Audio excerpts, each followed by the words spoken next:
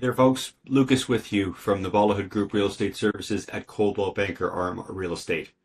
Here is your May housing market report for Durham Region. We saw some positive developments over the last month here, but also some that might be cause for concern if you're looking at what might happen down the road and trying to forecast the market here. So why don't we jump into the numbers and we'll look at what this might mean, or the impact of the changes in supply that we've seen here in Durham may have on price, and what we might expect to happen later on this summer as the temperatures rise here in Durham. So let me move my talking head and we'll jump into the numbers here.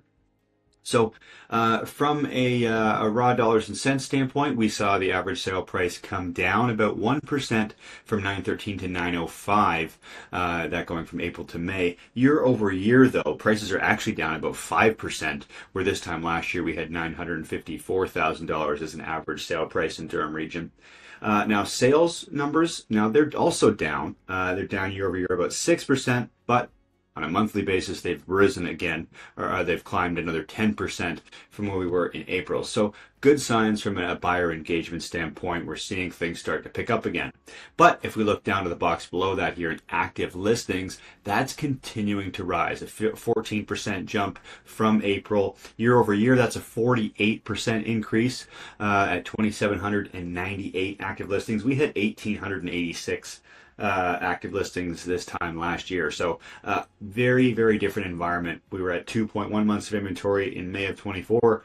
Fast forward this year, we've got 3.3 just about. So we're on the cusp of, and approaching anyways, that balanced market we've been referring to for a little while here. So buyers certainly have some choice. And we're looking at your average time on market at 18 days. It's only 1 day short of where we were last month. But on a year over year standpoint, that's a 29% increase. Well, not all that much, only 4 days. But that inventory level is the biggest driver of what's going to happen here in the summer months. So let's just scroll down a little bit and take a closer look at the influence of inventory levels on prices. And something I should say before we jump into this here is we have seen interest rates with the Bank of Canada drop in consecutive months through until their last announcement in April. They held them at 2.75, and again in June they've done the same thing. So not a big concern, I don't think, from an affordability standpoint. Affordability has improved significantly in the last 12 months.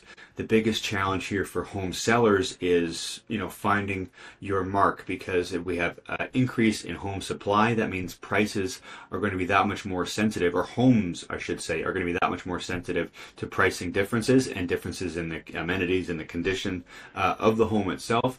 So when you're comparing one home to the next, there may be a lot more differentiation there from a price standpoint. But again, as we see inventory rising like this, and that being this green line here, it's been rising pretty steadily from December, where we had, 1,241 active listings, through till now at 2,798. So that's a big, big increase in the number of homes available. And when you think about the laws of supply and demand, if supply increases, prices are going to come down. And while we haven't seen a big drop, we've been talking about, even back to the fall, prices have been hovering around $900,000, 913, down to 905. So we're still right within that range, and a big reason for prices being stable like this has been interest rates. But with everything going on in the U.S. and the trade tensions going into their fourth month now, there seems to be a little bit more uncertainty out there in the market. So the Bank of Canada is taking what may still be a wise step, and trying to control any inflation that might come as a result of the trade conflict, and not adding to it any further, anyways, as a result of cutting rates. So what does this mean? What can we expect out of the market in June, July, and into August? Well, one thing I think we can expect is, if inventory continues to rise, prices will start to drop, and they'll start dropping if the Bank of Canada doesn't make any further changes to their rates over the next couple of months here. So if you're thinking about listing your home, making a move later in the year, in anticipation of rates dropping, and that meaning price is going to rise, you should caution that expectation, because if rates do drop, just like they have in the last number of months here from December through March, prices didn't change very much because supply was increasing at such a rapid rate. So that's just something for us to monitor here as we get into the summer. But as I make my talking head back to normal size, thank you so much for watching today. If you have any questions about what's going on in your neighborhood, or you've got plans down the road and you want to start discussing how we can go about approaching that, I'd love to connect and see how we can help.